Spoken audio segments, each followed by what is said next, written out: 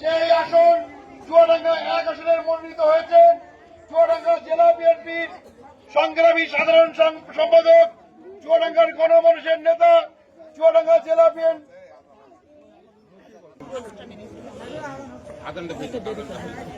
এই বাবা কি খাচ্ছিস?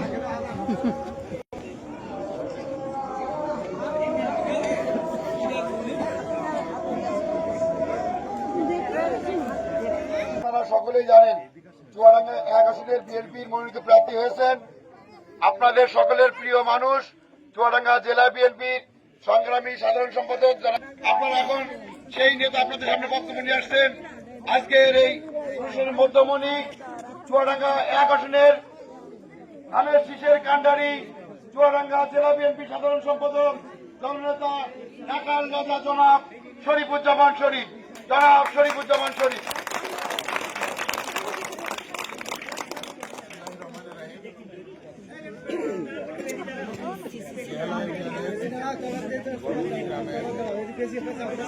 আজকের এই ধানের শীষের গণসংযোগের পৌরসভার সম্মানিত আয়োজক, এই ওয়ার্ড বিএনপির সভাপতি সাধারণ সম্পাদক এবং আমাদের যুব দলের নেতা ইনুস ভাই, শমশের, জাহাঙ্গীর সহ যারা আয়োজন করেছেন তাদেরকে আমি ধন্যবাদ জানাই। উপস্থিত আছেন ইউনিয়ন বিএনপির সভাপতি এবং সাধারণ সম্পাদক সহ অন্যান্য নেতৃবৃন্দ, উপজেলা বিএনপির নেতৃবৃন্দ এবং আমার সাথে সফর সঙ্গী হিসাবে এই জেলা ইউনিয়নের ছাত্রদল, যুবদল, স্বেচ্ছাসেবক দল, কৃষক দল, উলামা দল সহ অঙ্গ এবং সহযোগী সংগঠনের আমাদের নেতৃবৃন্দ এবং আমার সামনে উপস্থিত এই গ্রামের মা ও বোনেরা এবং ভাইয়েরা এবং ছোট ছোট বাচ্চারা, আসসালামু আলাইকুম। আপনারা জানেন যে আপনারা আগামী ফেব্রুয়ারি মাসে একটি জাতীয় সংসদ নির্বাচন অনুষ্ঠিত হতে যাচ্ছে। সেই নির্বাচনকে সামনে রেখে আমরা প্রত্যেক গ্রামে গ্রামে এই গণসংযোগ এবং পথসভা করছি।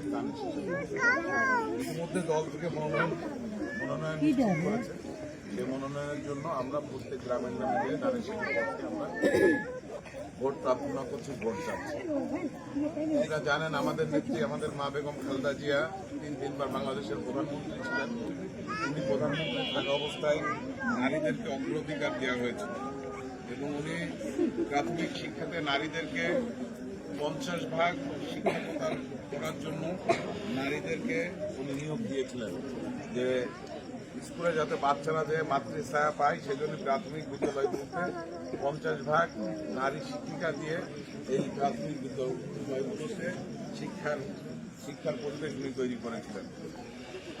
আমাদের নেত্রী, আমাদের মা বেগম খালেদা জিয়ার আমলে সর্বপ্রথম শিক্ষার বিনিময়ে খাদ্য কর্মসূচি চালু হয়েছিল, যে মেয়েদেরকে সমস্ত বই খাতাতে আরম্ভ করে পড়াশোনা সমস্ত ফ্রি করে দিয়েছিলেন এবং যেই পরিবারের মেয়ে স্কুলে যাবে সেই পরিবারের মা এবং বাবাকে অর্থ দেওয়া হতো।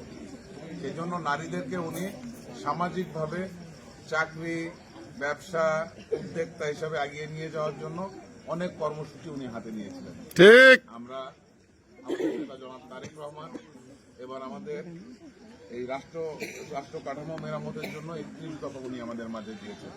সেই 31 দফার ভিতরে নারীদের জন্য স্পষ্টভাবে বলে দিয়েছেন যে আমরা যদি রাষ্ট্র ক্ষমতা যদি আমরা যাই তাহলে প্রত্যেক পরিবারে একটি করে ফ্যামিলি কার্ড দেওয়া হবে।